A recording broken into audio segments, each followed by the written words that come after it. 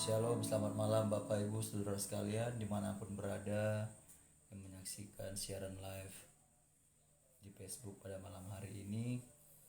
Izinkan saya bersama-sama dengan Bapak Ibu Saudara sekalian yang menyaksikan, kita sama-sama menguji menyembah Tuhan. Bersyukur hari ini saya sudah mulai bisa duduk agak lama, puji Tuhan.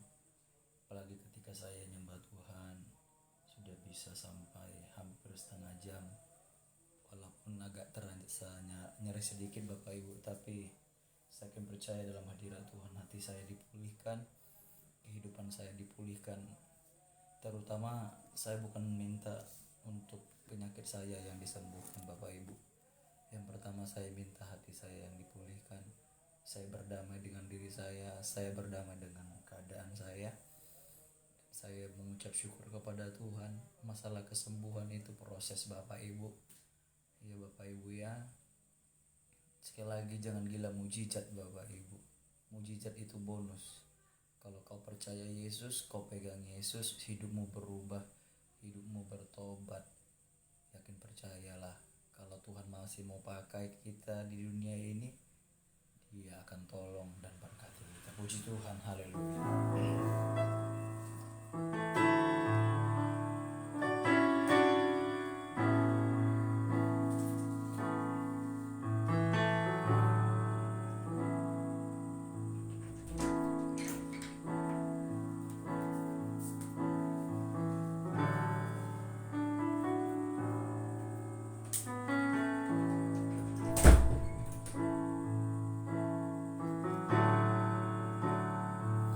Terima kasih Yesus Tuhan, segala pujian syukur bagimu. Engkau sumber kekuatan kami, Engkau sumber penghiburan kami Tuhan.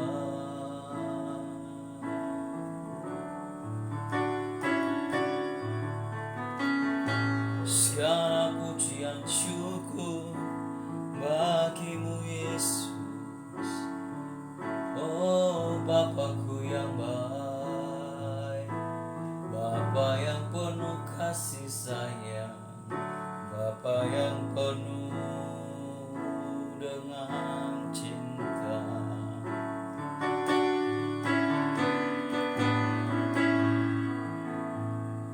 Terima kasih Yesus, haleluya.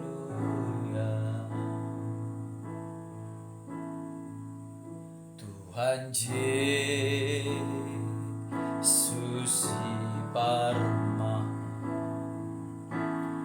au biru nado, Yesus ko dihorohaku saihu tonoku saihu tonoku saihu tonoku Yesus ko diorohaku saihu tonoku.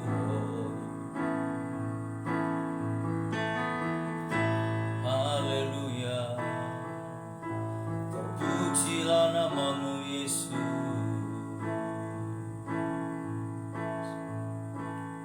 terpujilah namamu Tuhan. Panjang sabarmu, murah hatimu, berlimpah kasih setiamu. Terpujilah namamu Bapakku yang baik, Elohim El Shaddai, Yesus Tuhan.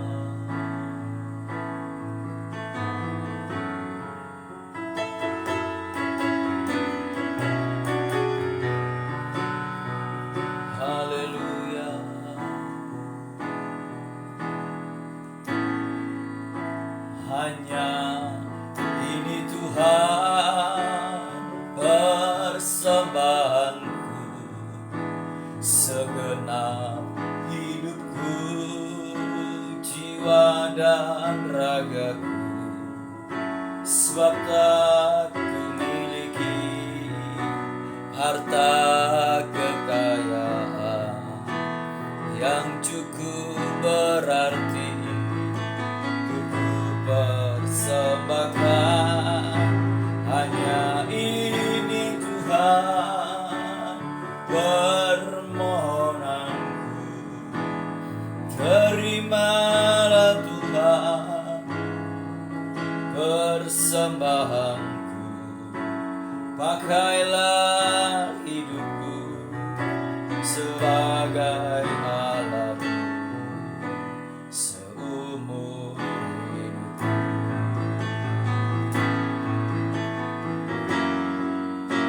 Hanya ini Tuhan persembahanku, segenap hatiku, jiwa dan ragaku.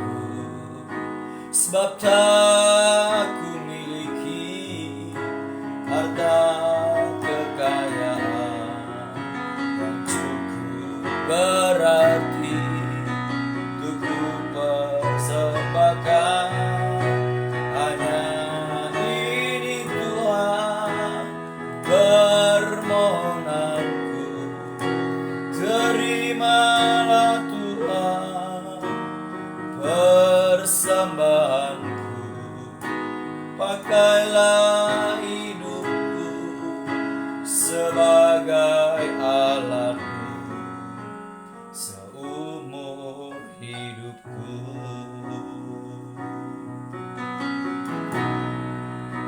Betapa hatiku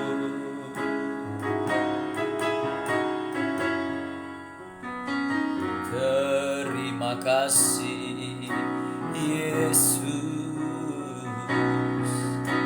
Kau mengasihiku.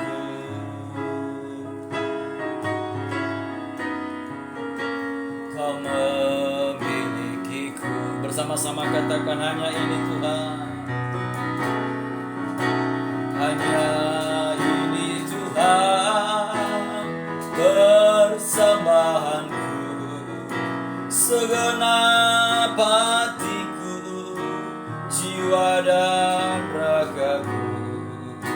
Sebab tak kumiliki harta kekayaan yang cukup berarti untuk persembahkan. Hanya ini Tuhan permohonanku, terimalah Tuhan persembahanku. Pakailah hidupku sebagai alatmu. Pakai hidup kami Tuhan seumur hidupku. Dunia ini sementara Tuhan Yesus. Pakai hidup kami Tuhan. Hanya ini Tuhan persembahanku, segenap hatiku, jiwa dan ragaku. Sebab tak kumiliki harta kekayaan. Bersama-sama katakan, yang cukup berarti untuk persembahkan. Hanya ini Tuhan permohonanku, terimalah Tuhan persembahanku. Pakailah aku sebagai alatmu seumur hidupku.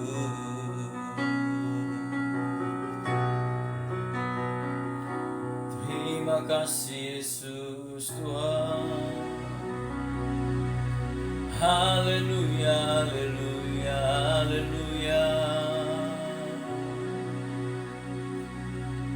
Engkau yang menguasai segala alam semesta, bumi tumpuan kakimu langit, mahkota kemuliaanmu Bapa.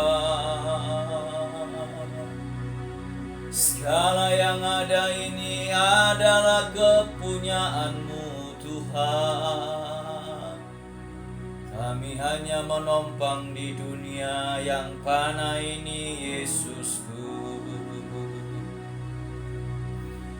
Bawalah hati kami melekat kepadamu Yesus, sebab hanya dekat padamu ada ketenangan, hanya dekat padamu ada damai sejahtera, hanya di dalam Engkau ada sukacita. Hampa dan kosong, hampa dan binasa, jika kami tiada di hadirat-Mu. Hadirat-Mu Tuhan, ku rasakan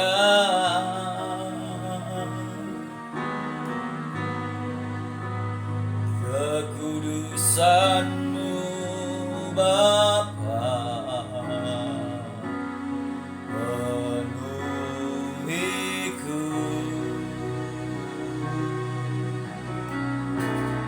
Ku rindu selalu diam dalam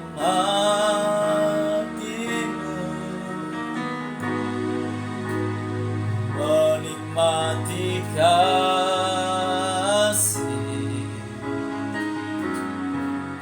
anugerah-Mu.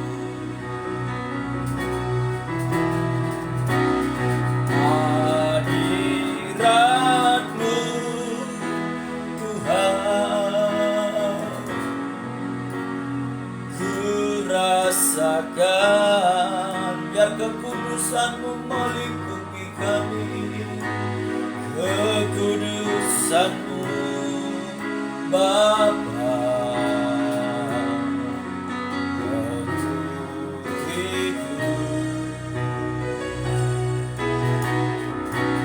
Ku rindu selalu diam dalam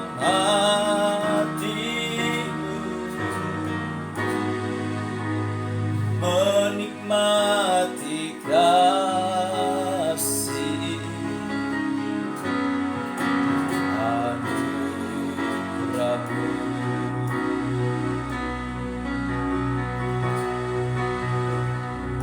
Haleluya, haleluya.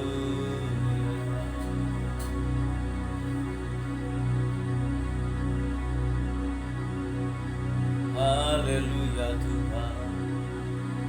Roh Kudus, oh Roh Kudus, Engkau bertata, Engkau Maha Kuasa, Bapakku yang baik. Roh Kudus, Engkau manis, Engkau lembut, Engkau hadir di segala tempat keadaan.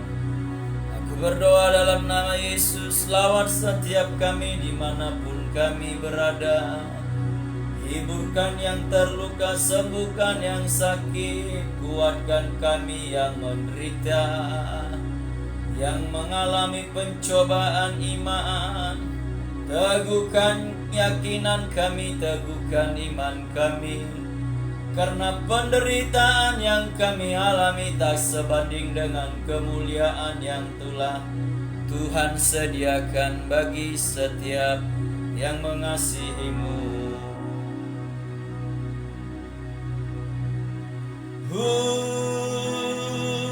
Tundal onma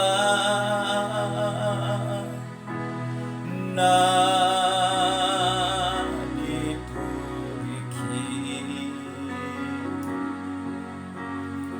Yesus Maha Posaki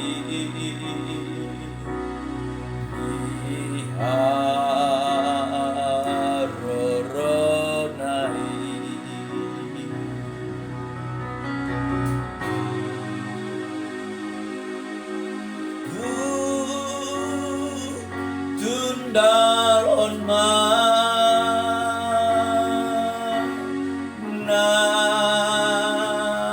dipuriki Yesus Maha Pesaki diharoronai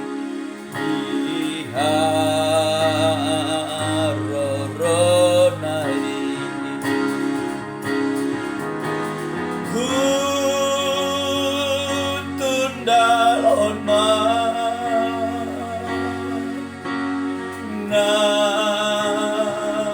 dipudiki Yesus Maha Pesaki diharorongi Tuhan diharoronai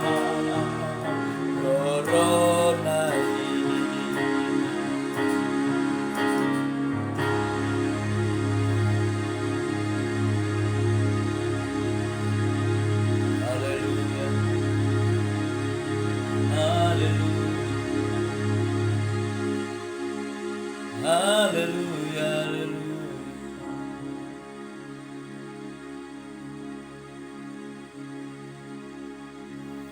Terima kasih. Terima kasih Yesus.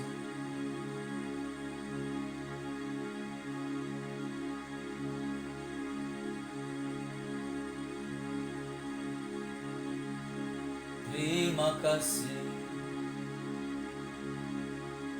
Glory, haleluya. Mari Roh Kudus, datanglah dalam setiap kami.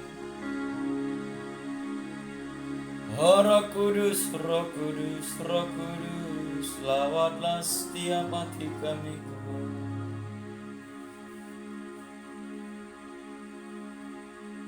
Kau tunjukkan kasih setiamu, Kau menyediakan yang ku perlu. Kau setia, Kau mulia, dulu, sekarang, dan selamanya. Kau tunjukkan kasih setiamu, Kau menyediakan yang ku perlu. Kau setia, Kau mulia, Bapa, Kau setia.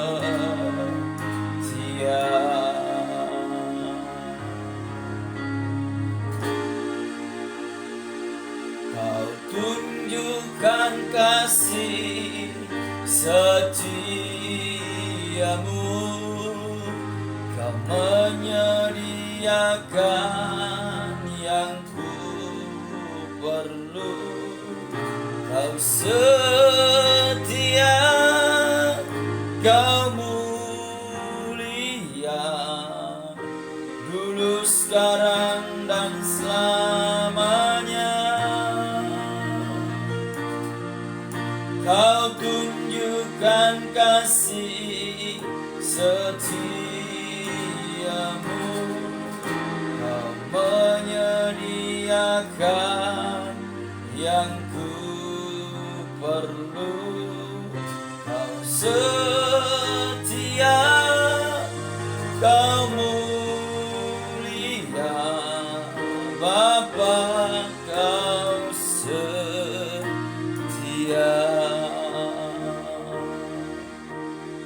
Bapa, Kau setia. Bapa, Kau mulia.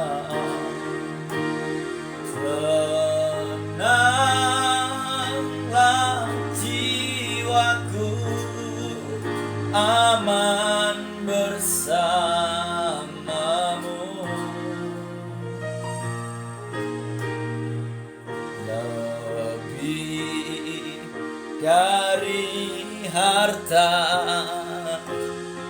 Kaulah segalanya.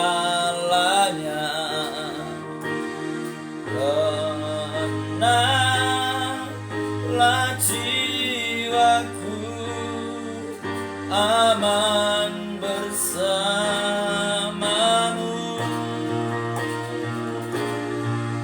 Kau tunjukkan kasih setiamu,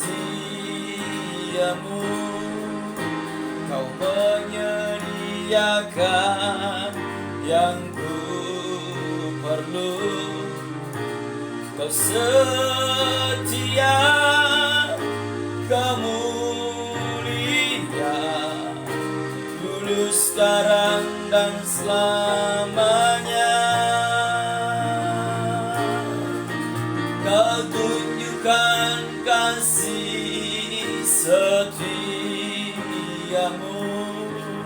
Kau menyediakan yang ku perlu.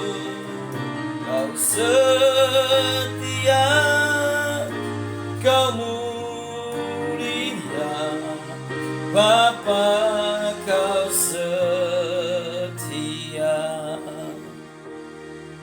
Bapak Ibu, apapun yang kita alami, yakin percayalah, Dia Allah yang setia.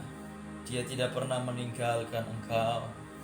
Kalau hari-hari ini engkau berada dalam kekelaman, yakin percaya di dalam lembah kekelaman pun Tuhan tidak meninggalkan engkau. Dia ingin mendidik, melatih, membawa kita, menuntun kita di jalannya yang benar, supaya kelak kita layak mewarisi kerajaan kekal Yerusalem baru, rumah Bapa di surga. Tetap kuat Bapak Ibu Saudara sekalian. Apapun pergumulan yang hari-hari ini engkau alami, mungkin masalah rumah tangga, mungkin masalah ekonomi, mungkin masalah sakit penyakit,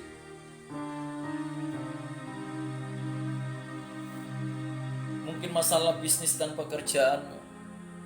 Yakin percayalah, tidak selamanya orang benar ditinggalkan Tuhan. Mari bersama-sama angkat pujian ini Bapak Ibu. Haleluya, haleluya. Kau tunjukkan kasih setiamu,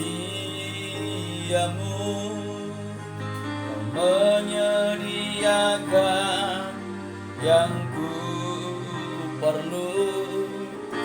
Kau setia, Kau mulia, dulu, sekarang, dan selamanya.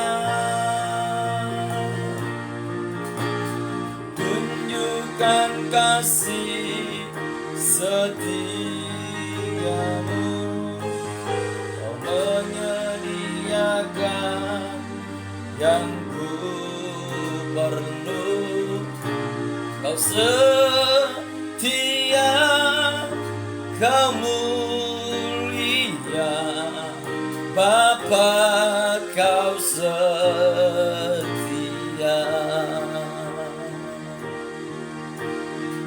Terima kasih Yesus, segala pujian syukur bagimu.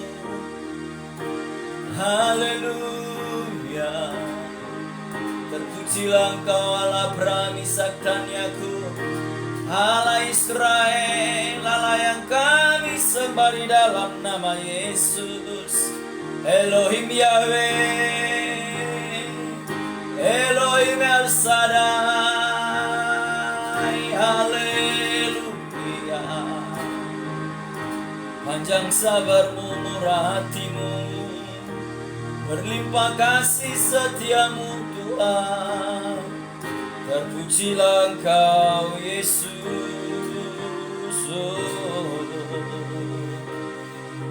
Bapa-Bapakku yang baik, terima kasih Yesus.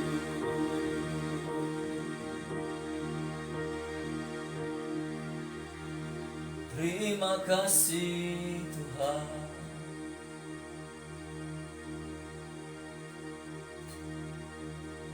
Mari Roh Kudus berbicara bagi setiap kami. Ambil alih tempat ini Tuhan. Ambil alih setiap orang yang menyaksikan Tuhan. Ambil alih hati mereka. Biar hari-hari ini kami semakin melekat, menyatu dengan Roh-Mu. Kalau ada hal yang gak benar di hadapan Tuhan, tolong kami Tuhan. Pulihkan kami Yesus. Ubahkan kami menjadi seperti yang Kau kehendaki hari-hari ini. Biar kami semakin layak di hadapan Tuhan. Dalam nama Yesus.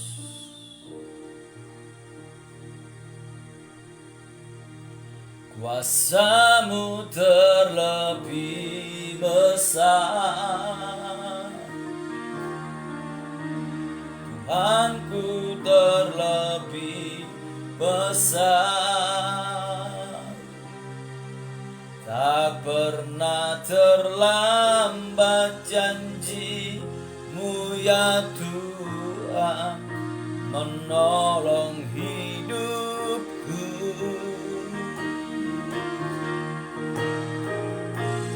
Kuasa-Mu terlebih besar, Tuhanku terlebih besar. Tak pernah terlambat janji-Mu ya Tuhan, berikan hidupku. Bersama-sama katakan, ku percaya. Percaya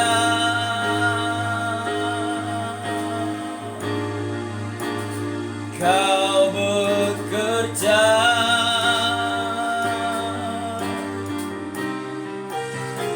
mendatangkan kebaikan hidupku.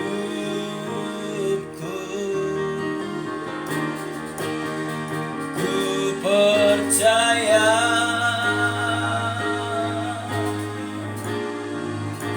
Kau bekerja,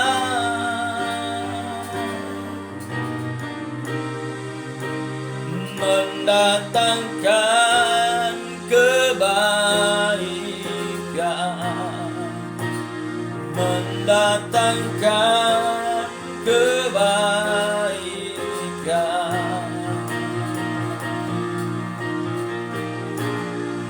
Kuasa-Mu terlebih besar, Tuhanku terlebih besar.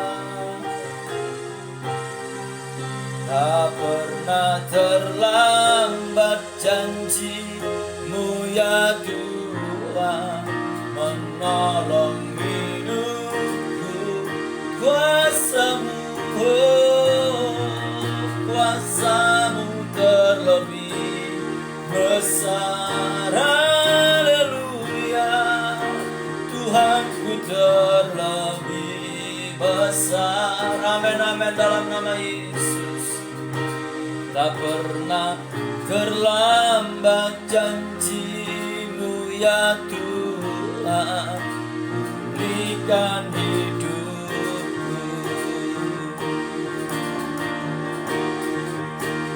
Ku percaya, oh, Kau bekerja,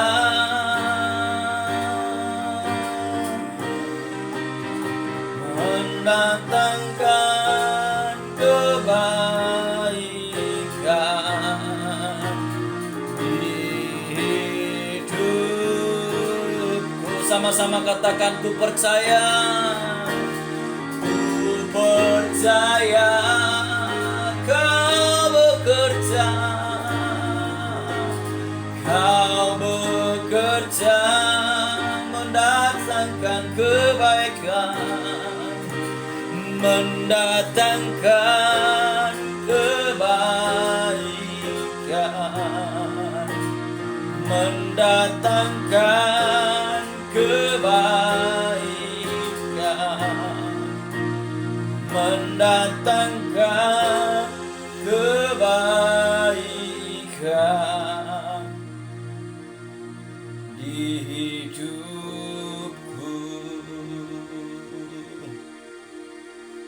Haleluya, haleluya, haleluya. Terima kasih Yesus, terima kasih Yesus Tuhan. Haleluya, haleluya, haleluya.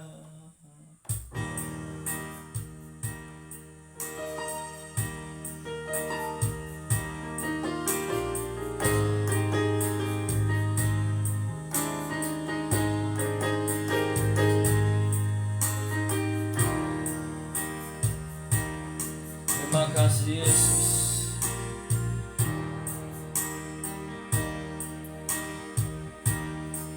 Terima kasih Yesus.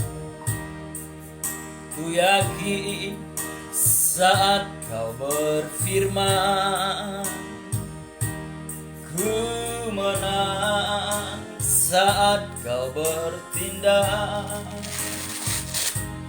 Hidupku hanya ditentukan oleh perkataanmu. Mesti sama-samakan pujian ini Bapak Ibu. Ku aman karena kau menjaga. Ku kuat karena kau menopang. Hidupku hanya ditentukan oleh kuasa-Mu. Bersama-sama katakan bagi Tuhan,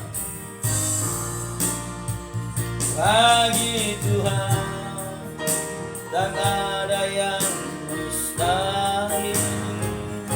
Bagi Tuhan ada yang tak mujizatnya disediakan bagiku.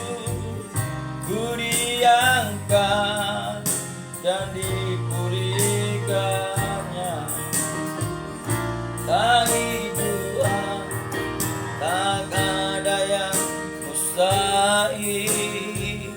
Bagi Tuhan tak ada yang tak mungkin. Mujizatnya disediakan bagiku. Ku diangkat dan dipulihkannya. Ku diangkat dan disembuhkannya. Ku diangkat dan dipulihkannya.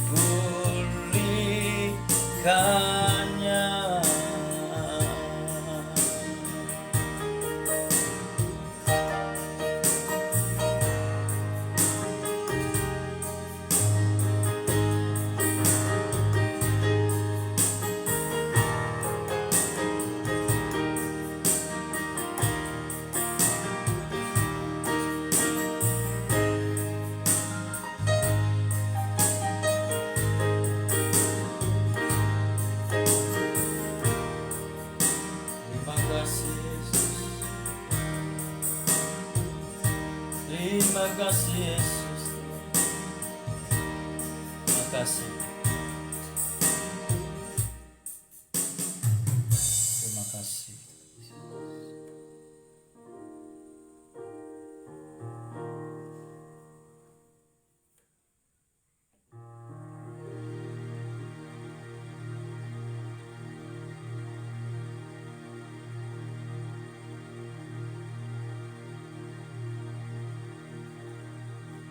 Terima kasih.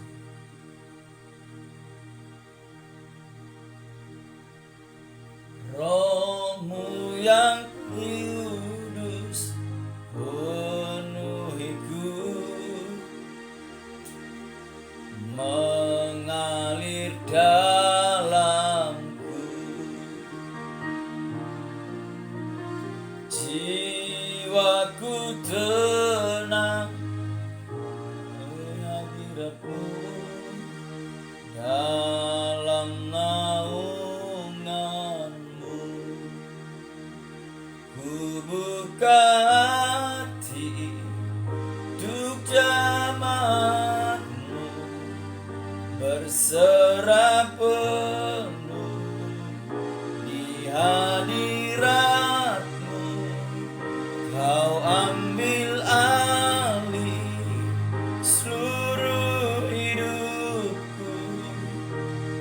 altarmu,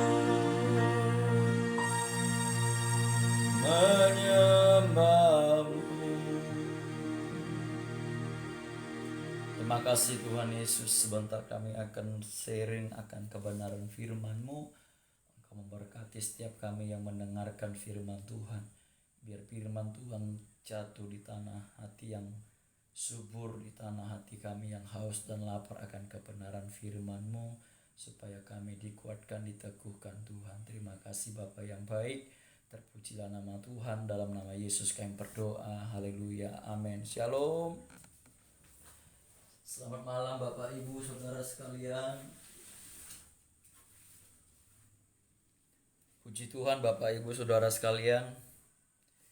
Sudah hampir sebulan saya berada di Balikpapan dalam masa perawatan akibat saya saraf kejepit, dan dokter spesialis saraf dan dokter ortopedi bedah yang menangani saya hampir menyatakan saya lumpuh Bapak Ibu, karena 95% saraf di lumbar L4, L5 dan S1 terutama di lumbar 5-nya sangat parah sekali Bapak Ibu. Sangat parah sekali.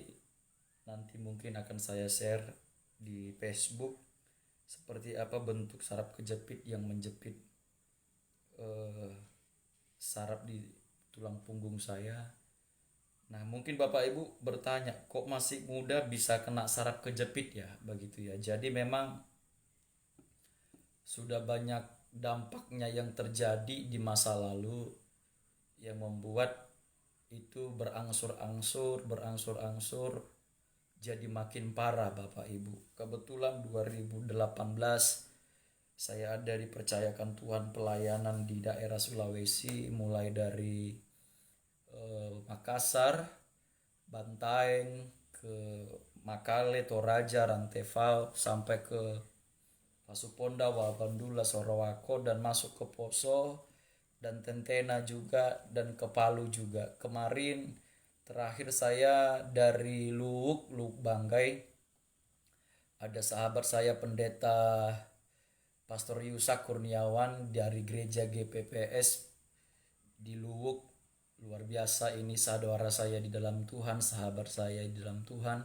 Kami saling mendukung satu sama lain. Bahkan ketika dia tahu kabar saya sedang sakit, wah, sahabat saya ini langsung telepon saya, tanya kabar saya, bahkan mendoakan saya, bahkan memberkati saya. Terima kasih Pastor Yusak.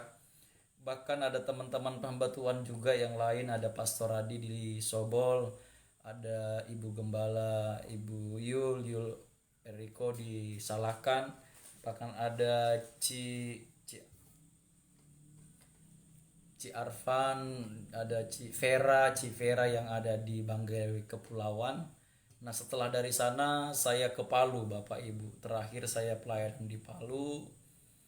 Nah, pas kejadian gempa itu, puji Tuhan, seharusnya saya ini diinapkan di salah satu penginapan, di mana penginapan itu roboh dan hancur Bapak Ibu. Tetapi Tuhan punya maksud lain. Tuhan gak sampai merebut, bukan Tuhan ya, kejadian itu gak sampai merebut nyawa saya. Saya tinggal di rumah keluarga saya. Ada Bapak Uda saya, orang Batak juga, Marga Simangunsong. Dia kerja di Dinas PU Provinsi. Beliau tahu saya ada di sana, dan kebetulan juga saya isi pelayanan di gereja dia di City Blessing Church Palu Bapak Ibu. Nah, akhirnya ketika kejadian gempa itu, di hari Jumat itu pukul 6 sore saya berada di kamar mandi. Saya persiapan untuk pelayanan ibadah malam. Tiba-tiba kejadian gempa. Gempa itu ada 2 kali bentuk getarannya Bapak Ibu. Pertama dia bergetar seperti ke kiri ke kanan. Yang kedua dia atas ke bawah. Nah, ketika getaran atas ke bawah ini yang membuat saya terangkat terjatuh dan tulang ekor saya jatuh ke lantai, ke kamar mandi, bahkan kepala saya juga. Saya kira saya sudah mati Bapak Ibu ya, karena benturannya itu luar biasa sekali. Dalam hati saya hanya satu, Tuhan jangan sampai Tuhan istri saya jadi janda muda, saya gitu ya Bapak Ibu ya. Nah kebetulan karena gempa itu manusia nggak mikir lagi Bapak Ibu.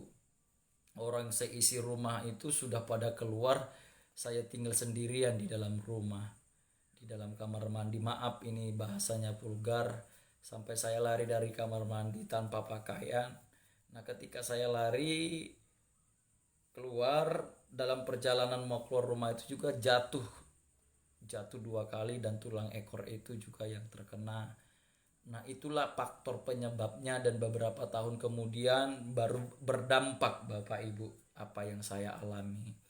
Dan kebetulan karena pandemi kemarin saya berkebun, dan ketika berkebun itu Bapak Ibu saya salah gerak, tulang ekor pinggang saya itu kayak bunyi kretek begitu Bapak Ibu. Mulai dari situ kurang lebih ya 2-3 bulan yang lalu, mulai dari situ keadaan kondisi semakin memburuk, karena saya nggak tahu apa itu penyakit saraf kejepit dan saya belum pernah dengar begitu Bapak Ibu. Jadi kalau sakit pinggang itu saya nganggap remeh, nggak terlalu ambil perhatian. Jadi hanya diurut lama kelamaan rupanya justru makin bermasalah Bapak Ibu. Itulah akibatnya kenapa saya bisa kena saraf kejepit Bapak Ibu. Dan yang paling parah 3 minggu yang lalu saya dirawat inap 4 hari di Apluripai, tidak ada perubahan karena juga dokter spesialis sarafnya tidak ada. Saya dirujuk ke Siloam 4 hari juga dirujuk, tidak ada perubahan, bahkan hanya ditangani sekedar kasih anti nyeri, dikasih anti radang. Bahkan saya disebut radang otot Bapak Ibu. Saya minta di MRI pada tanggal 31 Desember 2021. Justru saya disuruh keluar dari rumah sakit Siloam Bapak Ibu. Tunggu 5 hari lagi baru bisa masuk lagi ke rumah sakit Siloam untuk saya bisa tindak MRI. Itu pun harus masih proses ke dokter saraf lagi, konsultasi lagi Bapak Ibu. Jadi pada tanggal 1 itu saya merasakan sakitnya semakin luar biasa, sedangkan obat yang langsung masuk ke pembuluh darah disuntik itu terasa sakit juga Bapak Ibu. Artinya kemampuan dia untuk meredakan nyeri yang saya alami itu hanya 80%. Ketika efek obatnya hilang, saya sangat menjerit-jerit Bapak Ibu. Kalau pada ibu-ibu sekalian yang ikut live yang hadir live di Facebook saya ini pernah melahirkan, kebetulan saya mendampingi istri saya ketika melahirkan, dia menjerit. Wah, ketika bayinya lahir, oe, hilang sakitnya Bapak Ibu. Tapi saya ini Bapak Ibu menjerit sampai pagi kok nggak hilang sakitnya. Saya sampai ngomong sama Tuhan, Tuhan kapan keluar ini bayinya, maksudnya penyakitnya. Saking sakitnya Bapak Ibu saya menjerit-jerit. Haleluya, haleluya. Akhirnya saya dirujuk ke rumah sakit Kanujoso Balikpapan. Kebetulan itu karena hari libur, hari tahun baru tanggal 1 tanggal 2, ya dokter nggak ada yang visit. Akhirnya saya hanya dirawat inap dulu 2 hari. Setidaknya saya dapat obat anti nyeri yang lebih porsinya lebih bagus sehingga saya bisa lebih nyaman Bapak Ibu. Nah di tanggal 3-nya dokter spesialis sarafnya konsultasi, dia datang dan saya menjelaskan kronologi saya, dan akhirnya saya di MRI, dan hasilnya Bapak Ibu nanti Bapak Ibu yang melihat siaran langsung saya ini nanti saya bagikan Bapak Ibu ya. Supaya begini Bapak Ibu, tujuannya ketika Bapak Ibu punya masalah dengan pinggang, jangan anggap remeh, jangan hanya diurut, rupa-rupanya sudah saraf kejepit.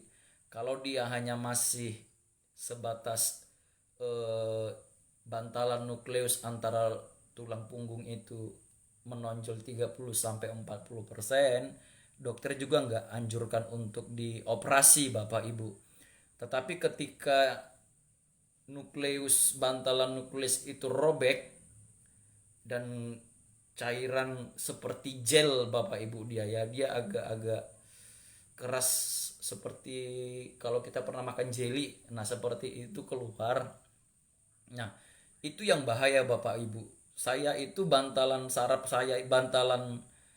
antara tulang punggung saya itu yang robek Bapak Ibu, dan itu yang menjepit saraf saya, dan ada beberapa tulang yang di belakang tulang punggung saya yang di belakang itu menonjol, kena juga menjepit saraf itu juga Bapak Ibu. Nah, akhirnya dokter melihat kaki saya sebelah kanan semakin mengecil, dingin seperti es Bapak Ibu, kayak kaki orang mati. Yang kiri juga mulai hampir kena Bapak Ibu, tapi puji Tuhan, Tuhan tolong saya segera. Di hari itu juga di MRI, besoknya dijelaskan dan dikasih pilihan kepada saya ditawarkan untuk dioperasi. Itu pada tanggal 11 tindakan operasinya Bapak Ibu, 11 Januari di Rumah Sakit Umum Kanujoso Balikpapan. Nah, mereka sharing, mereka kasih penjelasan, Pak, Bapak ini saraf kejepitnya luar biasa parah, dan saya baru pernah melihat kasus yang seperti ini pasien yang saya tangani.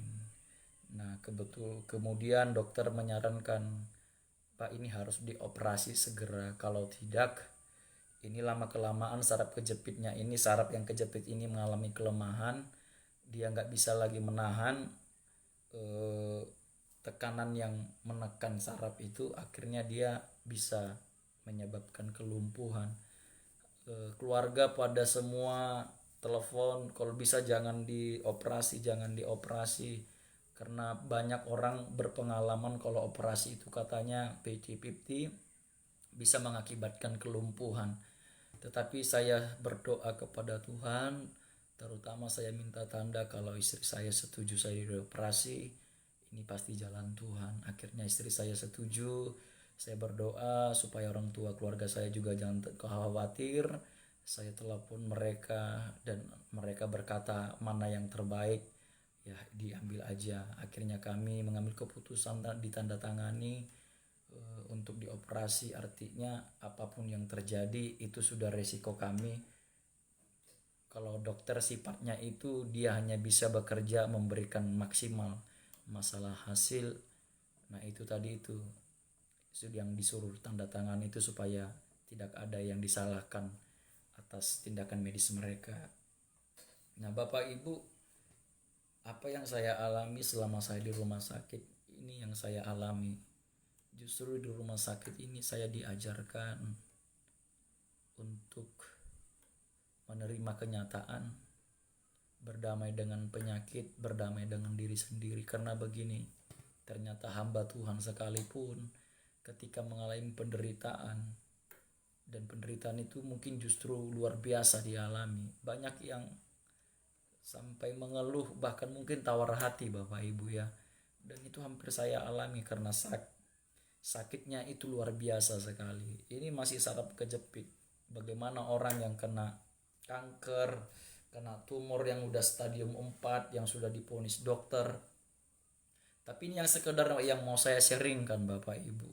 Yang pertama, kalau kita diizinkan Tuhan dalam pergumulan, dalam penderitaan, langkah yang pertama yang bisa kita ambil, yang pertama kita harus menerima kenyataan bahwa kita sedang mengalami sakit penyakit, supaya kita tujuannya bisa berdamai Bapak Ibu.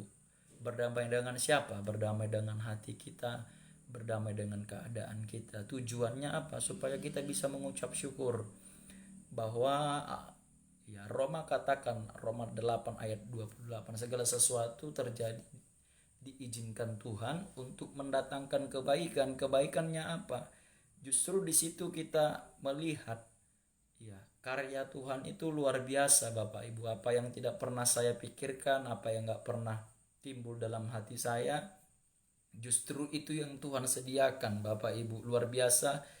Tuhan kirimkan para malaikat-malaikatnya, wah, yang berbentuk ya manusia hidup Bapak Ibu ya, bukan malaikat yang terbang begitu Bapak Ibu ya. Ini malaikat berbentuk manusia yang punya hati mulia.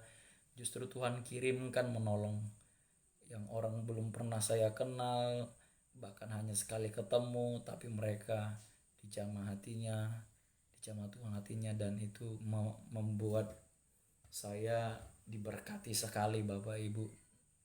Nah, ini yang mau saya seringkan Bapak Ibu. Yang pertama, kalau Bapak Ibu saat ini sedang mengalami pergumulan penderitaan, pencobaan, apapun itu, baik itu yang pertama sakit penyakit, baik itu masalah hubungan rumah tangga, baik itu masalah ekonomi pekerjaan, baik itu masalah anak-anak, apapun pergumulan penderitaan yang Tuhan izinkan, yakin percayalah kalau kita tetap bertahan, sebenarnya kita justru sedang dikasihi Tuhan Bapak Ibu.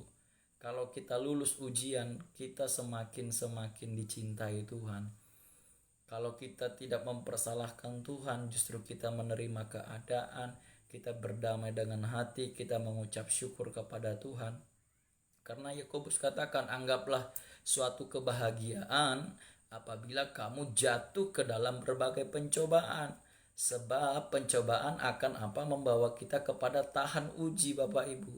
Iman kita itu teruji Bapak Ibu. Nah, tujuannya untuk melatih iman kita. Selama ini saya keliling khotbah luar biasa, berapi-api menyala-nyala di mimbar. Yakin percaya Tuhan lakukan mujizat, tidak ada sakit penyakit yang tidak bisa disembuhkan Tuhan. Terima mujizat Tuhan, haleluya. Tapi ketika saya sakit Bapak Ibu, terkadang Tuhan itu izinkan supaya saya jangan pintar khotbah aja Bapak Ibu ya. Jangan pintar khotbah saja, tetapi harus mengalami dan menghidupi apa yang dikhotbahkan Bapak Ibu. Nah, ketika memang saya ngalamin, nggak segampang seperti saya mengucapkan, mengeluarkan kata-kata firman ketika saya khotbah di mimbar Bapak Ibu. Wah, tidak segampang itu Bapak Ibu.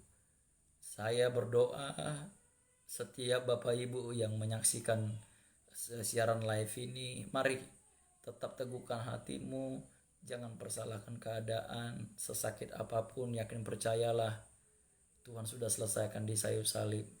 Cara menghiburnya gini aja Bapak Ibu.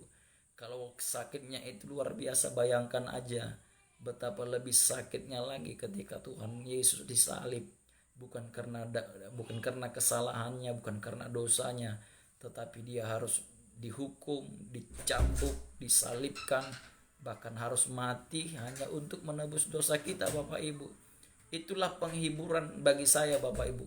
Ketika rasa sakit yang saya alami begitu luar biasa, saya mengucap syukur Tuhan, terima kasih. Sakit yang saya alami ini gak seberapa Tuhan, dibandingkan pengorbanan Tuhan di kayu salib. Itu sangat luar biasa, menyucikan dosaku, mengampuni aku, membawa aku keluar dari kematian dan memberikan aku keselamatan, dan namaku dicatat di buku kehidupan. Aku seperti itu cara menghibur diriku ketika mengalami pergumulan ini Bapak Ibu. Ketika saya sharing kepada teman-teman sejarahnya ini Bapak Ibu, saya jarang untuk sharing cerita, bahkan minta bantu gitu ya sama teman-teman. Tapi ketika saya berdoa kepada Tuhan, saya sudah 12 tahun menjadi hamba Tuhan Bapak Ibu. Belum pernah saya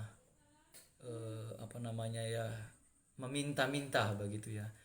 Tapi waktu itu Tuhan gerakkan saya untuk berbagi, share di grup, share bagi teman-teman yang saya anggap sudah saudara di dalam Tuhan, saudara saya yang mengerti dalam kehidupan, dalam pelayanan kehidupan. Justru Tuhan pakai orang-orang yang baru sekali 2 kali ketemu, Tuhan pakai. Saya yakin percaya mereka itu hatinya mulia Bapak Ibu. Hatinya yang mulia. Kalau kita punya hati yang tulus, hati yang mulia, hati yang penuh dengan belas kasih, wah, Saya yakin percaya Bapak Ibu, Tuhan sangat gampang untuk memberkati kita Bapak Ibu. Saya berdoa dalam kesempatan ini setiap orang yang sudah memberkati saya, baik secara doa, daya dan dana, aku berdoa Tuhan membalas setiap kebaikan Bapak Ibu. Tuhan tidak pernah berhutang Bapak Ibu. Tuhan balaskan berlipat kali ganda, 30, 60 bahkan 100 kali lipat. Tuhan berkati Bapak Ibu Saudara sekalian. Tapi ini yang mau saya sharingkan Bapak Ibu. Mohon kita masih tetap stay di siaran langsung ini. Ada kebenaran firman Tuhan yang mau saya bagikan. Ini tentang dasar kehidupan Bapak Ibu. Hari-hari ini kita mau tetap teguh Bapak Ibu ya. Hari ini saya mau sharing tentang dasar kekristenan kita. Jangan salah kasih penilaian terhadap diri kita. Itu yang pertama. Yang kedua, jangan salah ambil keputusan dalam kehidupan ini. Yang ketiga, jangan salah juga mengambil satu keputusan untuk menilai kehidupan orang Bapak Ibu. Karena apa yang kita berikan penilaian terhadap orang lain itu juga dikembalikan kepada kita kembali oleh Tuhan Bapak Ibu. Nah hari ini saya mau sharing tentang dasar kekristenan, dasar yang kokoh, pondasi kekristenan kita dalam Matius pasalnya yang ke-7 ayatnya yang ke-24. Saya yakin percaya banyak hamba Tuhan yang sudah menyampaikan kebenaran firman Tuhan ini, tapi izinkan saya untuk sharing kebenaran firman Tuhan pada malam hari ini. Saya harap kita masih standby bisa mendengarkan firman Tuhan ini bersama-sama. Dua macam dasar. Setiap orang yang mendengar perkataanku ini dan melakukannya, ia sama dengan orang yang bijaksana yang mendirikan rumahnya di atas batu. Kemudian turunlah hujan dan datanglah banjir, lalu angin melanda rumah itu. Tetapi rumah itu tidak rubuh sebab didirikan di atas batu. Ayat yang ke-26. Tetapi setiap orang yang mendengar perkataanku ini dan tidak melakukannya. Mendengar perkataan Tuhan, mendengar firman Tuhan, tetapi tidak melakukannya. Itu makanya Alkitab katakan berbahagialah orang yang mendengar, terlebih berbahagia mereka yang melakukan. Tidak cukup hanya mendengarkan firman, tetapi kita harus melakukan dan menghidupi firman itu Bapak Ibu. Tetapi setiap orang yang mendengar perkataanku ini dan tidak melakukannya, ia sama dengan orang yang bodoh yang mendirikan rumahnya di atas pasir. Kemudian turunlah hujan dan datanglah banjir. Lalu angin melanda rumah itu sehingga rubuhlah rumah itu dan hebatlah kerusakannya. Sebelum sampai di ayat yang ke-24 ini, Yesus sudah mengajar, menyampaikan kebenaran firman Tuhan di ayat yang pertama. Saya baca judul perikopnya aja Bapak Ibu ya, sebelum dia masuk ke dua macam dasar tadi. Yesus sudah mengajarkan kepada orang-orang yang mengikuti dia. Karena kemana Yesus pergi, banyak orang berbondong-bondong ikut Yesus Bapak Ibu. Karena semua orang ikut Yesus punya motivasi masing-masing. Ada hanya orang ingin melihat apa itu, siapakah itu Yesus, seperti apakah itu Yesus. Ada banyak orang berbondong-bondong hanya ingin supaya kebutuhan hidupnya terpenuhi. Ada banyak orang ikut Yesus supaya mengalami mujizat Tuhan. Banyak orang Bapak Ibu. Nah, dalam kesempatan itu Yesus mengajarkan firman. Yesus memberikan pengajaran. Itu makanya Bapak Ibu, gereja perlu pengajaran. Gereja itu perlu mengajarkan firman Tuhan yang alkitabiah Bapak Ibu. Bukan hanya sekedar mujizat, bukan hanya sekedar berkat, tetapi jauh lebih dalam kita menyatu dengan kebenaran itu sendiri Bapak Ibu. Yang pertama, Tuhan sudah ngajari hal tentang menghakimi Bapak Ibu. Di Matius pasalnya yang ke-7 ayat yang pertama. Yang kedua, setelah hal menghakimi, Yesus menyampaikan pengajaran tentang hal yang kudus dan berharga. Ayat yang ke-6.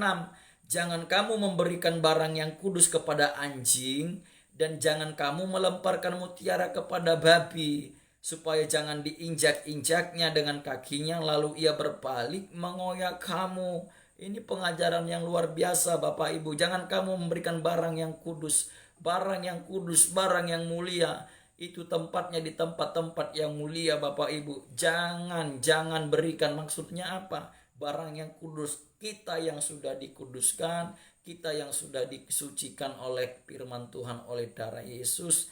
Jangan lagi engkau pergi ke tempat dosa Bapak Ibu. Dan begini, jangan kamu memberikan barang yang kudus kepada anjing, dan jangan kamu melemparkan mutiara kepada babi, supaya jangan diinjak-injak dengan kakinya lalu ia berbalik mengoyak kamu. Ada banyak orang hari ini munafik Bapak Ibu, di depan kita manis, di depan kita luar biasa sekali, seperti seolah-olah ya mengalami ikut penderitaan kita, tapi sebenarnya di baliknya itu Bapak Ibu penuh dengan kemunafikan.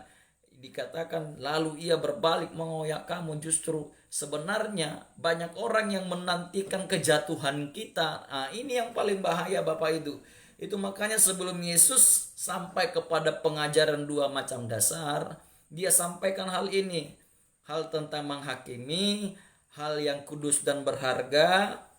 Yang kedua, hal pengabulan doa. Dan yang ketiga, jalan yang benar, diajarin Tuhan dulu. Segala sesuatu, ayat yang ke-12 Bapak Ibu, segala sesuatu yang kamu kehendaki supaya orang perbuat kepadamu, perbuatlah demikian juga kepada mereka. Itulah isi seluruh hukum Taurat dan kitab para nabi. Bayangin Bapak Ibu, itulah isi seluruh hukum Taurat. Apa itu seluruh isi hukum Taurat? Segala sesuatu yang kamu kehendaki supaya orang perbuat kepadamu, perbuatlah demikian juga kepada mereka. Artinya Bapak Ibu, mari kita hidup di dalam kasih, bukan kasih filia, kasih eros, ya itu kan kasih hendaknya lah kita hidup dikasih agape Bapak Ibu. Amin Bapak Ibu. Kasih filia, kasih eros, kasih agape, satu lagi kasih, saya lupa Bapak Ibu, satu lagi. Mohon maaf, hamba Tuhan juga bisa lupa Bapak Ibu. Nah, setelah jalan yang benar, Tuhan mengajarkan hal pengajaran yang sesat. Nah, pada akhirnya kita akan mengalami ini Bapak Ibu. Kalau kita lihat di media sosial, kita melihat berita-berita, ada banyak sekarang pengajaran yang aneh-aneh Bapak Ibu. Saya kemarin sharing dengan teman, ada hamba Tuhan datang jenguk saya. Ada gereja angka 7, angka sempurna katanya Bapak Ibu. Ini pengajaran isinya sempat saya mendengar, wah jauh dari kebenaran Injil Bapak Ibu. Nah, Yesus sampaikan itu semuanya. Tujuannya apa? Supaya dua macam dasar ini yang harus kita fokuskan. Itu makanya begini Bapak Ibu, pondasi kita hari-hari ini harus kuat. Bangun pondasi hidupmu di dalam Kristus. Semakin engkau tertanam di dalam Tuhan, semakin engkau tertanam dalam hadiratnya, semakin engkau tertanam dalam pengertian kebenaran firman-Nya, apapun yang kau terima, sekali lagi, apapun yang engkau bangun di atas pondasi itu tersebut, semuanya akan mengalami ujian Bapak Ibu. Itu makanya setelah apa yang disampaikan dari ayat pertama tadi sampai ayatnya yang ke-23, Yesus mengajarkan dua macam dasar ini Bapak Ibu. Setiap orang yang mendengar perkataanku ini dan melakukannya, dengar dua prinsip Bapak Ibu ya. Mendengar dan apa? Melakukan. Sekali lagi, mendengar, melakukan. Ya sama dengan orang yang bijaksana yang mendirikan rumahnya di atas batu. Kemudian turunlah hujan dan datanglah banjir, lalu angin melanda rumah itu, tetapi rumah itu tidak rubuh sebab didirikan di atas batu. Ada banyak orang salah membangun dasar kehidupannya. Ada banyak orang salah meletakkan dasar pondasi kehidupannya Bapak Ibu. Sehingga apa? Ketika mereka mengalami berkat Tuhan, mengalami promosi Tuhan, hartanya berlimpah-limpah begitu ya, secara finansial tidak berkekurangan, tapi akhirnya mereka nggak kuat. Karena apa? Datang ujian ketika orang membangun dasar pondasinya nggak kuat, nggak dalam di dalam Tuhan. Semewah apapun bangunan di atasnya, kalau pondasinya nggak kuat, roboh Bapak Ibu, roboh. Itu makanya banyak orang anak-anak Tuhan diberkati, punya posisi, tapi apa akhirnya apa, suka menghakimi. Karena apa? Dia merasa dia punya posisi yang lebih tinggi daripada orang-orang yang dia hakimi. Dia merasa hidupnya diberkati, dia merasa segala sesuatu yang dia terima itu karena kerja keras dia. Nah, tapi segala sesuatunya kan akan diuji Bapak Ibu. Segala sesuatu yang kita kerjakan, yang kita lakukan di hadapan Tuhan akan diuji. Diuji apa? Tentang penghakiman tadi, tentang apa? Kudus yang berharga, tentang pengabulan doa, tentang jalan yang benar, hal pengajaran yang sesat. Nah, ketika orang tidak membangun dasar yang kokoh, yang kuat, dan yang dalam di dalam Tuhan, banyak sekarang orang pengennya dapat firman Tuhan yang menyenangkan telinga saja Bapak Ibu. Dengarkan firman Tuhan yang lucu-lucu, yang berketawa-ketawa, nah senang sekali itu. Tapi kalau ditanya, tadi firman Tuhan bicara tentang apa? Enggak tahu, aku pokoknya ingat lucunya aja. Kan repot Bapak Ibu, kebablasan Bapak Ibu. Hari ini mari belajar supaya Bapak Ibu tertanam lebih lagi di dalam Tuhan. Caranya bagaimana? Bangun dasar pondasimu yang kuat. Caranya bagaimana? Nah, kita perlu tahu caranya untuk tertanam di dalam Tuhan. Di dalam Yohanes pasalnya yang ke-15 ayatnya yang ke-7, ini firman Tuhan katakan, "Jikalau kamu tinggal di dalam aku," sekali lagi, "jikalau kamu tinggal di dalam aku dan firmanku tinggal di dalam kamu," bukan hanya sekedar tinggal di dalam kita, tetapi firman itu menyatu dengan kita. Menyatu dengan kita, menjadi satu kesatuan dengan kita. Mintalah apa saja yang kamu kehendaki dan kamu akan menerimanya. Supaya dasar pondasi kita hari-hari ini kuat, kita nggak salah kasih penilaian terhadap hidup ini, kita nggak salah ngambil keputusan dalam hidup ini. Bukan kekayaan yang kita kejar, bukan salah jadi orang kaya Bapak Ibu. Saya berdoa banyak orang supaya diberkati Tuhan, banyak orang supaya punya posisi jabatan yang strategis di pemerintahan. Justru saya berdoa secara materi Bapak Ibu diberkati, bisnis saudara diberkati. Tapi tidak cukup puas di sana. Pondasinya harus kuat. Banyak orang sombong, congkak, angkuh. Bukan hanya orang-orang kaya punya jabatan posisi, bahkan pendeta hamba Tuhan pun karena merasa jam terbangnya tinggi, followers subscribe-nya banyak, dia merasa diambang di atas langit Bapak Ibu. Tapi dia nggak sadar segala sesuatu yang kita kerjakan, yang kita lakukan di muka bumi pasti dimintai pertanggungjawaban Bapak Ibu. Nah itu makanya ada baiknya kita tertanam di dalam Tuhan. Itu makanya Alkitab katakan, pemazmur katakan, "Dahulu aku muda, sekarang menjadi tua, tidak pernah aku melihat anak Tuhan meminta-minta." Dan ayat firman Tuhan katakan Mazmur, orang yang ditanam di dalam bait Tuhan akan mengalami berkat-berkat Tuhan, berkat rohani dan jasmani. Itu makanya Bapak Ibu, hari ini mari fokus bangun dasar keyakinanmu, bangun dasar imanmu, bukan terhadap mujizat, bukan terhadap berkat ya Bapak Ibu ya. Nah, tetapi bangunlah dasar keyakinanmu karena memang engkau mencintai Yesus, karena Yesus terlebih dahulu mencintai engkau dengan karya salibnya. Setiap orang yang mendengar perkataanku ini dan melakukannya, ia sama dengan orang yang bijaksana yang mendirikan rumahnya di atas batu. Nah, ujian datang. Mendirikan rumah di atas batu, ujian datang. Ujiannya apa?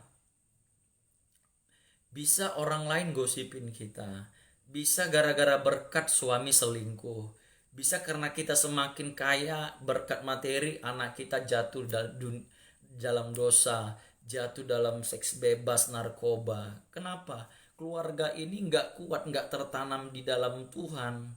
Mereka hanya sekedar kelihatan tampak luar biasa ke atas, tapi nggak tertanam di dalam Tuhan. Kalau kita mau melihat bangunan, contoh hotel atau restoran atau mall, kekuatan bangunan tersebut itu ditentukan pondasinya Bapak Ibu. Semakin dalam pondasinya dibentuk, dibuat, maka semakin kokoh bangunan itu bisa ditopang Bapak Ibu, sehingga nggak akan gampang membuat bangunan yang di atasnya itu roboh hancur. Nah, ketika kita semakin dalam di dalam Tuhan, pengenalan kita semakin dalam di dalam Tuhan, kita tertanam dengan cara pujian, penyembahan, doa, dan yang terutama kita tertanam dalam penggembalaan. Karena kita ini domba. Domba itu domba yang lemah, makhluk yang paling lemah. Dia butuh kawanan, dia butuh wadah, dia butuh gembala Bapak Ibu. Tertanam di rumah Tuhan. Tertanam. Nah, ketika berkat engkau terima, ya begitu ya, jabatanmu naik, posisimu naik, ekonomimu semakin berlipat-lipat, rumahmu bertambah, depositomu semakin bertambah, itu nggak akan membuat engkau hancur. Ketika badai datang, ketika ujian datang, itu nggak akan menghancurkan bangunanmu tadi itu. Kenapa? Karena sudah tertanam, dasar pondasinya itu kokoh kuat. Karena engkau menyadari yang engkau terima itu anugerah Tuhan, itu karena kasih karunia Tuhan, itu hanya berkat Tuhan. Engkau bisa menyadari bahwa segala sesuatunya itu dari Tuhan, oleh Tuhan, dan untuk kemuliaan nama Tuhan. Tetapi kalau tidak, engkau akan menjadi orang yang sombong, congkak, angkuh, suka ngeremehin orang, menghakimi, menghujat, sok paling benar, ngatur. Karena orang kaya sukanya ngatur, maunya di gereja dia mau yang didengarin. Maaf Bapak Ibu, saya ini penginjil ngomongnya apa ada aja Bapak Ibu. Karena juga yang dengar saya di Facebook ini kan nggak jemaat saya juga Bapak Ibu, dan saya nggak ada dapat persembahan juga dan perpuluhan dari Bapak Ibu. Saya ngomong apa adanya aja. Banyak orang kaya justru di gereja sok-sok ngatur. Bapak Ibu maaf, di dunia ini kita bisa ngatur, di sorga Bapak Ibu kita nggak bisa ngatur. Bahkan orang yang suka ngatur karena dia punya posisi, punya kekayaan, mau dia yang ngatur rumah Tuhan. Hati-hati Bapak Ibu, hati-hati. Jangan seperti eh siapa itu yang mengambil, saya lupa. Seharusnya bukan dia yang disuruh membawa tabut, tapi dia ambil yang bukan bagian dia. Akhirnya Tuhan tolak dia Bapak Ibu. Karena apa? Ya dia bukan kapasitas dia. Setiap kita sudah punya kapasitas masing-masing. Di dalam rumah Tuhan itu juga sudah ada aturan Bapak Ibu, ada manajemen yang baik. Kalau Tuhan percayakan engkau berkat yang melimpah, kalau percayakan Tuhan banyak secara ekonomi, dan engkau memberkati gereja, berkatilah tanpa harus engkau yang yang ngatur gitu ya.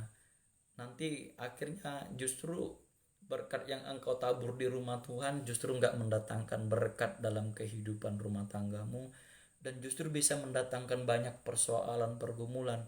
Karena pada akhirnya engkau bukan membangun rumahmu di atas batu, tetapi di atas pasir. Sedangkan rumah di atas batu itu dia punya 3 elemen Bapak Ibu. Kalau kita bangun rumah, perlu pasir, perlu batu, perlu semen. Dan ketiganya ini juga nggak bisa kuat kalau tanpa air. Nah, kita dalam membangun, tertanam, pondasi kita bisa kuat, kita itu harus memiliki tiga hal ini Bapak Ibu. Apa itu? Iman, pengharapan, dan kasih. Tetapi tidak cukup hanya iman, pengharapan, dan kasih. Semua agama juga mengajarkan mereka punya iman. Semua agama juga mengajarkan mereka punya kasih. Dan semua agama juga mereka punya pengharapan. Tetapi yang tidak mereka miliki adalah apa? Yesus Kristus juru selamat. Itulah yang membungkus. Sama dengan kita di bangunan, pasir, batu kerikil, dan semen tidak akan bisa menyatu jadi kuat kalau tidak dicampur dengan air, Bapak Ibu. Nah, air itu diibaratkan dengan Yesus Kristus, sang batu penjuru, sang juru selamat, Bapak Ibu. Nah, hari ini Bapak Ibu, sebelum kita mengakhiri sharing firman Tuhan, saya mau sampaikan firman Tuhan ini selanjutnya. Tetapi setiap orang yang mendengar perkataanku ini dan tidak melakukannya, ia sama dengan orang yang bodoh. Bayangin Bapak Ibu, firman ini sangat terbuka, sangat ngomong apa adanya Bapak Ibu ya. Diibaratkan orang bodoh. Tahu Bapak Ibu, orang bodoh, bego, tolol, nggak bisa diajarin gitu ya. Bodoh, memang bodoh, dasar bodoh gitu Bapak Ibu ya. Ngeyel begitu Bapak Ibu. Nah, dia dianggap bodoh yang mendirikan rumahnya di atas pasir. Pasir itu nggak punya kekuatan apa-apa Bapak Ibu. Justru ketika datang angin, datang badai, datang gelombang laut, gelombang ombak, dia akan terurai dari yang bersatu. Ketika datang air laut, dia jadi terurai Bapak Ibu. Nah, pondasinya nggak kuat.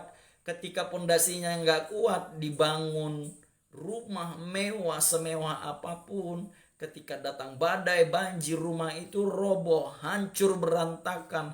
Nah, ketika Bapak Ibu membangun kehidupan kekristenan, kehidupan Ibu sehari-hari di atas pasir, mungkin engkau kaya raya memang, mungkin engkau punya posisi jabatan, mungkin ekonomimu bagus, usahamu lancar, usahamu wah, kalau orang Cina bilang cuan cuan cuan begitu Bapak Ibu ya. Tapi apa? Ketika datang ujian, sekali lagi Bapak Ibu, ketika diuji, kokoh nggak, kuat nggak bangunan dasarnya itu. Nah, banyak justru apa? Hancur, berantakan, keluarganya berantakan, anaknya berantakan, hancur, jatuh narkoba, seks bebas. Nah, kenapa? Karena nggak kokoh, nggak kuat, imannya nggak tertanam, pondasinya salah, bangun pondasinya salah, bangun keyakinan imannya salah. Mereka meyakini bahwa segala sesuatunya itu yang kelihatan, Bapak Ibu, yang kelihatan itu bonus itu aksesoris Bapak Ibu. Ada banyak sekarang orang Kristen suka dengan aksesoris Bapak Ibu. Sebenarnya bukan itu yang esensinya. Bukan itu. Bapak Ibu, jam tangan itu aksesoris Bapak Ibu. Tetapi yang esensinya justru bukan jam tangannya, tangan kita. Tangan kita Bapak Ibu. Tanpa jam tangan kita nggak jadi masalah. Tangan kita masih oke-oke aja. Baik-baik aja. Tapi kalau nggak ada tangan kita, untuk apa jam tangan Bapak Ibu? Nah, yang esensi itu, nilainya itu bukan terletak pada aksesoris yang kita pakai, baik itu rumah, baik itu mobil, baik itu deposito, bukan itu Bapak Ibu, bukan itu yang penting. Nah, kalau perempuan pakai kalung Bapak Ibu, kalung di leher, itu aksesoris. Tapi saya mau bertanya Bapak Ibu, tanpa pakai kalung masih bisa hidup nggak? Pasti masih hidup, karena yang esensinya itu bukan kalungnya, tapi organ tubuh kita, leher kita itu yang esensinya. Ada banyak orang ngejar yang aksesoris, bukan yang esensi. Ada banyak orang ngejar berkat, ngejar mujizat, tapi nggak ngejar yang esensi. Siapa itu? Injil. Siapa Injil? Yesus Kristus. Siapa itu? Diutus Bapa. Oleh karena begitu besar kasih Allah akan dunia ini sehingga ia mengaruniakan anaknya yang tunggal. Barang siapa percaya kepadanya tidak binasa, melainkan memperoleh hidup yang kekal. Jangan bangun pondasimu dengan aksesoris. Jangan bangun keyakinanmu karena aksesoris. Semakin banyak aksesorismu, justru kamu harus semakin rendah hati. Bahwa ini hanyalah aksesoris. Bahwa ini bukan yang esensial, bahwa ini bukan yang utama. Yang utama itu kitanya itu diterima Tuhan, kitanya itu diakui Tuhan, kitanya itu tidak ditolak oleh kerajaan Tuhan. Kesimpulannya malam hari ini Bapak Ibu, saya sebagai hamba Tuhan biasa sampai hari ini juga saya belajar Bapak Ibu untuk dikoreksi oleh Tuhan. Bukan berarti pendeta nggak ada kesalahannya, justru banyak pendeta hari-hari ini Bapak Ibu justru banyak kesalahannya, cuman nggak tahu jemaat Bapak Ibu ya, gitu Bapak Ibu ya. Saya ngomong apa adanya aja Bapak Ibu, supaya juga hamba-hamba Tuhan juga bertobat. Ada banyak hamba Tuhan di zona nyaman sudah diberkati ya, boro-boro ya kan gitu, baca Alkitab doa aja pun enggak gitu ya, gitu Bapak Ibu ya. Mari Bapak Ibu hari ini kita bangun pondasi kita bukan yang di atas yang kelihatan kasat mata. Pondasi itu Bu enggak kelihatan Pak. Pak, pondasi itu tertanam di bawah Pak. Tapi itu sangat menentukan bangunan apa yang di atas Pak. Sekali lagi, pondasi itu enggak kelihatan, jarang kelihatan. Pondasi itu tertanam di bawah. Sekali lagi ini penting. Pondasi itu nggak kelihatan, jauh ditanam di bawah. Tapi itu sangat menentukan kekuatan bangunan yang dibangun di atasnya. Kalau semakin dalam pondasinya dibangun dengan kombinasi iman, pengharapan, kasih di dalam Kristus, maka semakin kokohlah bangunan ketika didirikan di atas batu tersebut Bapak Ibu. Itu bicara tentang apa? Kita tertanam di dalam Yesus, kita menghidupi firman Tuhan, kita melakukan firman Tuhan.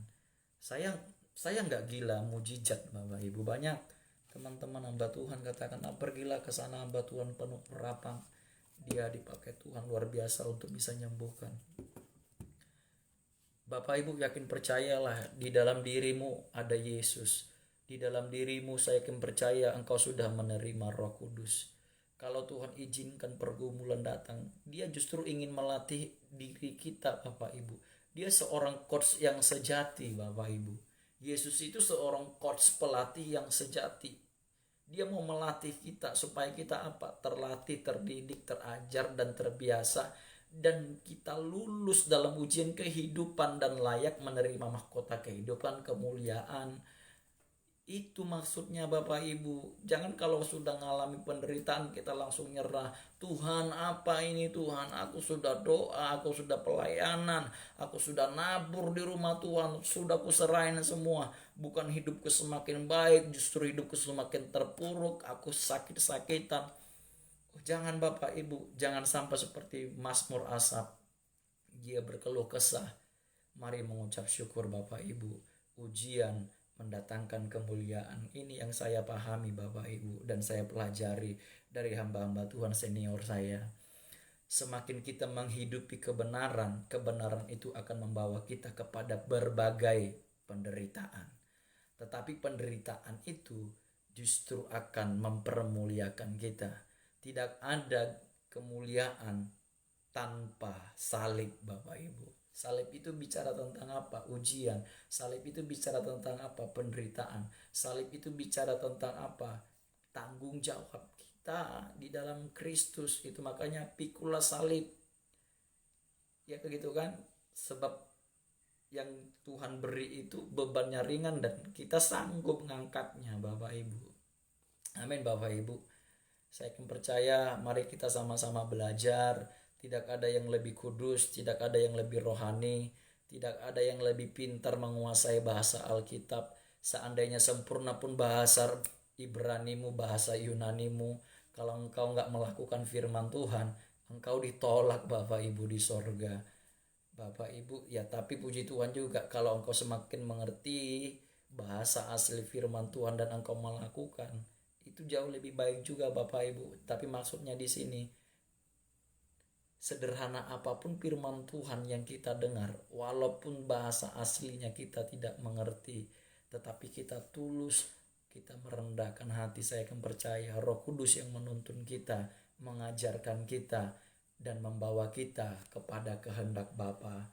Bapa disenangkan, Bapa dipermuliakan, dan kita akan beroleh berkat kasih karunia.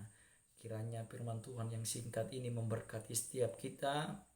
Sekali lagi terima kasih buat saudara-saudaraku yang sudah mendoakanku, bahkan yang sudah memberkati aku secara materi dalam proses pemulihan penyembuhan saraf kejepit, dan mungkin 5, 6, 7 minggu ke depan saya masih ada di Balikpapan. Yakin percayalah Bapak Ibu, orang yang menabur pasti akan menuai Bapak Ibu. Orang gak pernah nabur nuai, nyolong namanya Bapak Ibu. Amin Bapak Ibu. Kalau Bapak Ibu gak pernah menabur tapi tiba-tiba menuai, nyolong itu namanya Bapak Ibu. Alkitabiah gak seperti itu. Menaburlah supaya engkau menuai. Taburlah kebaikan, taburlah kasih, taburlah sukacita, taburlah damai sejahtera. Ya, maka kita akan menerima sesuai takaran iman kita masing-masing. Puji Tuhan. Aku berdoa Tuhan Yesus memberkati engkau, Tuhan Yesus memberkati rumah tanggamu, ada sukacita, ada damai sejahtera. Mari, gak ada yang sempurna, harus saling menerima satu sama lain. Intinya kita rendah hati aja, intinya kita mau dididik, intinya kita mau diajar supaya kita bisa tertanam. Orang kalau sudah semakin tertanam, dia semakin menyadari bahwa hidup ini hanya titipan, bahwa yang segala sesuatu yang ada di kita ini titipan, bukan hak milik. Kalau orang menganggap itu hak milik Bapak Ibu, ketika hilang, itulah orang-orang yang bisa stres, depresi, gila, tiba-tiba mati mendadak serangan jantung Bapak Ibu. Karena apa? Dia menganggap harta kekayaan jabatannya itu bukan titipan tapi hak milik. Nah, tiba-tiba hilang. Nah, hilang juga harapan. Saya ini pelayanan di Sahabat Orang Sakit Bapak Ibu, di Singapura dan di Vineng. Bapak rohani saya Stefanus Wijaya. Banyak orang-orang sakit di sana, orang-orang kaya Bapak Ibu, level-level kaya ke atas. Kenapa saya katakan orang-orang kaya? Karena biaya penginapan kamarnya aja bisa 3 juta sampai 5 juta satu malam Bapak Ibu. Satu malam 3 sampai 5 juta satu malam. Bahkan ada kayak hotel Mount Elizabeth itu di Singapura itu satu malam 10 juta. Kayak hotel bintang 5 kelas VVIP suite room Bapak Ibu. Saya pernah doain orang sudah ada hampir 1 tahun lebih. Tahu Bapak Ibu berapa habis? Hampir 160 miliar Bapak Ibu. Kalau dibeliin kerupuk itu Bapak Ibu, Kalimantan Timur ini bisa ditutup pakai kerupuk Bapak Ibu, bayangin. Nah, tapi karena dasar keyakinan imannya tadi itu nggak dibangun, nggak tertanam di dalam Tuhan, di batu karang yang teguh, di dalam Yesus, sehingga yang apapun yang dia peroleh itu ketika diuji, ketika datang banjir, datang badai, robohlah bangunan itu. Banyak orang depresi hari-hari ini. Kenapa? Mereka menganggap yang mereka miliki, mereka punya itu hasil usaha mereka. Ada banyak justru sekarang ini orang kaya penipu Bapak Ibu. Dia cepat jadi kaya. Waduh, gara-gara terlalu banyak manipulasinya Bapak Ibu, mengada-ngada. Yang tidak ada menjadi ada, yang ada menjadi tidak ada. Artinya mengada-ngada Bapak Ibu. Apa gunanya? Itu ayat Alkitab sudah ingatin. Apa gunanya engkau memiliki segala isi bumi ini, pada akhirnya engkau kehilangan nyawamu sendiri. Wah, sekali lagi Bapak Ibu yang penting. Apa gunanya engkau memiliki segala bumi ini, segala yang ada di dunia ini, kalau engkau kehilangan nyawamu sendiri? Apa gunanya rumahmu mewah? Apa gunanya mobilmu 5? Apa gunanya bangunan apartemenmu di mana-mana? Tapi kalau engkau kehilangan nyawamu sendiri, bukan hanya nyawa hilang secara daging, tetapi kehidupan kekekalan selama-lamanya, engkau nggak mendapatkan kehidupan itu, bahkan mati selama-lamanya di penghakiman terakhir Bapak Ibu. Aku berdoa dalam nama Yesus, kalau hari ini kau diberkati Tuhan, rendah hatilah, ingatlah di sekitarmu, ingatlah, jangan sombong, jangan congkak, jangan berlagak. Kalau seolah-olah kau yang punya dunia. No, kita ini hanya menumpang, kita ini hanya perantau di dunia ini. Bahkan Alkitab katakan dunia ini tempat perkemahan kita. Kalau perkemahan itu dibongkar, bagaimana mau bilang apa kita Bapak Ibu? Nah, mari hari-hari ini tertanam di dalam Tuhan. Semakin engkau dalam tertanam, apapun yang di atas kau peroleh, engkau sadar bahwa itu hanya dari Tuhan, oleh Tuhan, dan untuk kemuliaan nama Tuhan. Dan ketika banjir datang, angin datang, ujian datang, engkau gak akan hancur. engkau nggak akan jatuh karena pondasimu kuat. Engkau menyatu dengan Dia. Jikalau engkau tinggal di dalamku dan firmanku tinggal di dalam engkau, engkau tertanam Bapak Ibu, pondasimu kuat. Saya akan percaya berkat yang ada padamu justru bisa engkau nikmati Bapak Ibu. Ada banyak orang berkatnya luar biasa tapi nggak bisa dinikmati. Banyak orang kaya Bapak Ibu, wah luar biasa hartanya, luar biasa. Wah ya kan, jeruknya dari Amerika, apelnya dari Australia, iya kan? Iya kan? Belum lagi apa namanya itu, anggurnya dari Swiss begitu ya. Belum lagi nanti duriannya dari Belanda. Tetapi apa makanannya Bapak Ibu? Sagu Bapak Ibu. Makanannya ubi rambat. Kenapa? Banyak penyakitnya, diabetes, asam urat, kolesterol, hepatitis Bapak Ibu. Haleluya, amin Bapak Ibu. Apa gunanya engkau memiliki dunia ini kalau engkau kehilangan nyawamu sendiri? Puji Tuhan. Biarlah kebenaran firman Tuhan ini mengingatkan saya juga dan mengingatkan setiap kita semuanya. Jadilah anak-anak Tuhan yang peduli, yang mengasihi satu sama lain. Tidak perlu menghakimi satu sama lain Bapak Ibu. Kalau engkau mengambil haknya Tuhan, menghakimi itu penghakiman itu haknya Tuhan. Kalau engkau mengambil bagian Tuhan, 2, 3, 4 kali lipat seharusnya penghakiman itu diberikan kepada orang si A contohnya, justru akan dilimpahkan kepadamu Bapak Ibu. Terima kasih kalau saat ini masih setia mendengarkan saya. Sebelum kita akhiri, mari kita bersatu dalam doa. Bapa di sorga, mengucap syukur buat kebenaran firman Tuhan pada malam hari ini. Ajarkan kami tertanam dalam rumah-Mu, tertanam dalam firman-Mu. Kami tidak salah memberi penilaian terhadap hidup kami. Biar kami hari-hari ini membangun pondasi keyakinan kekristenan kami semakin dalam di dalam Tuhan. Menyatu dengan Tuhan melalui pujian penyembahan firman Tuhan, yaitu melalui karya penebusan Kristus. Dan apapun yang Tuhan berikan itu adalah bonus. Aksesoris itu adalah bonus Bapa yang baik. Ketika pondasi kami kuat, apapun yang kami terima, ketika datang banjir, badai, ujian, pencobaan, itu tidak akan menghancurkan kami, justru membuat kami semakin mempermuliakan nama Tuhan. Aku berdoa bagi setiap orang yang mengalami penderitaan hari-hari ini, kuatkan, teguhkan iman mereka, sembuhkan yang sakit, pulihkan yang menderita, kuatkan Tuhan orang yang mulai lemah, berikan pengharapan Bapa yang baik. Kami yakin percaya penderitaan yang kami alami tidak sebanding dengan kemuliaan yang akan Tuhan sediakan, kekekalan sampai selama-lamanya. Mari angkat kedua tanganmu, terimalah berkat daripada Tuhan. Biarlah berkat Allah Abraham, Ishak dan Yakub, berkat Allah Israel melalui Tuhan kita Yesus Kristus, Adonai Yeshua HaMashiach, berkat Elohim Yahweh memberkati setiap kita dimanapun berada.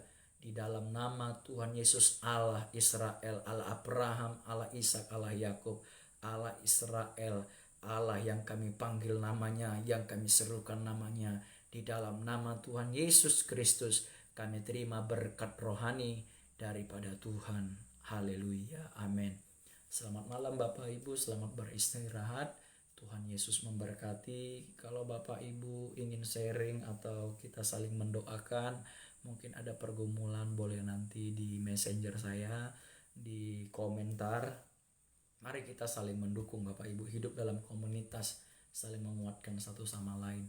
Saya punya banyak bapak-bapak rohani, saya punya banyak kakak rohani yang ingatin saya, yang dukung saya. Bahkan kemarin sebelum saya pelayanan di Persekutuan Doa Emmaus, ada saudara saya di dalam Tuhan telepon saya dari Amerika. Bayangkan setengah 11 malam itu ya, karena Amerika sama Indonesia itu beda 12 jam.